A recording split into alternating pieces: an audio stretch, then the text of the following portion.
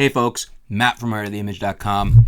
This little guy here is my current favorite pocket camera. I guess that could sum up my whole final review for you. This is going to be, it has to go back. I borrowed this from B&H and I'm really going to miss it. I've used this a lot. This is, as I said, the G7X Mark II.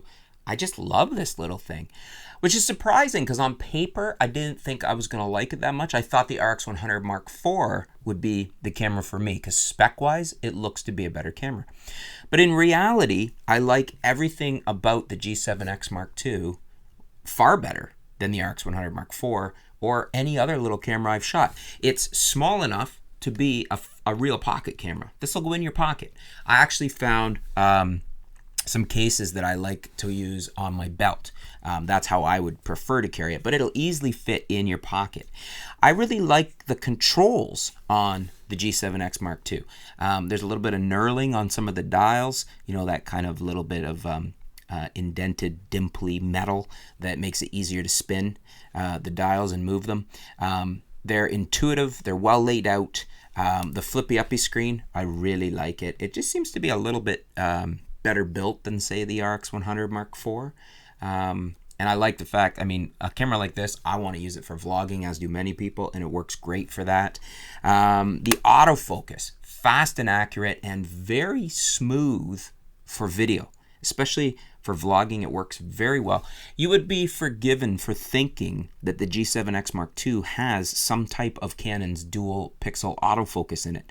And yet, it doesn't say that in the specs. It doesn't say it does.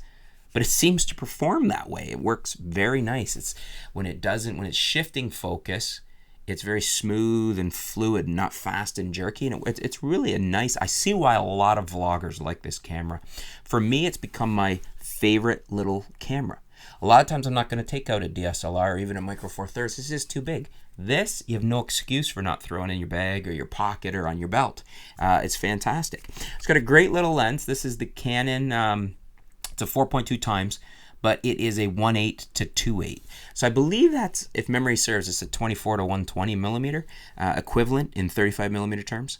But a 1.8 to 2.8, it's a very fast lens. It seems to be quite sharp. I've been very happy with the picture quality. So not just the video on here is so satisfying, but the picture quality. It seems to have very nice picture quality, very good photo quality.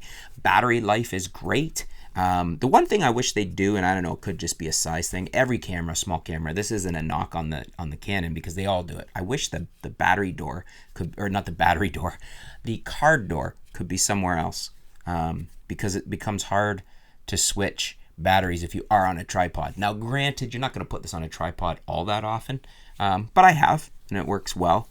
I just really like it. It's a great camera. Surprisingly enough, one of the best ways to use this camera for video is in full auto. Actually, for photography too, it works great in full auto. It just does everything really well in that sense. It makes good decisions. You know, a lot of cameras, you put them in full auto and you're like, oh, it did that wrong. I would have chose a higher or a lower shutter speed, or the ISO went too high or whatever. This camera, it just delivers really nice results, especially in video. I'm just blown away. I would often leave it in manual settings for shutter and aperture and put it in auto ISO, and it makes very good decisions there too. Surprisingly enough, even though it's a 1-inch sensor, which performs very well, you know, there's been talk, I think Kirk Tuck from the Visual Science Lab has been saying that, you know, the 1-inch sensors of today with today's technology are basically the APS-C sensors of a few years ago. You know, they've come that far, you know, 20 megapixels, great resolution, good performance out of a 1-inch sensor. And it works very well, especially in combination with this lens. And surprisingly enough, with that smaller 1-inch sensor, because the lens is so fast, you can still get some separation on your subject. You can still get some decent bokeh in the background when you're blowing out the background using the faster apertures. So, you know, I think I like everything about this camera, you know, focusing speed, performance, fit in the hands, build quality, everything about it is just, Canon really nailed it with this. The only caveat I have is I really wish they hadn't crippled it as far as not giving it 4K.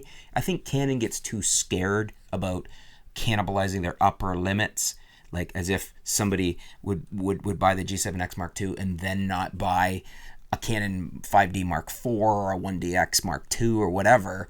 That's just not going to happen. They should have put it in here. They could have even charged more, and I wish they would. I hope they do. Well, I mean, they're going to eventually, because every camera is going to have 4K eventually. 8K is coming.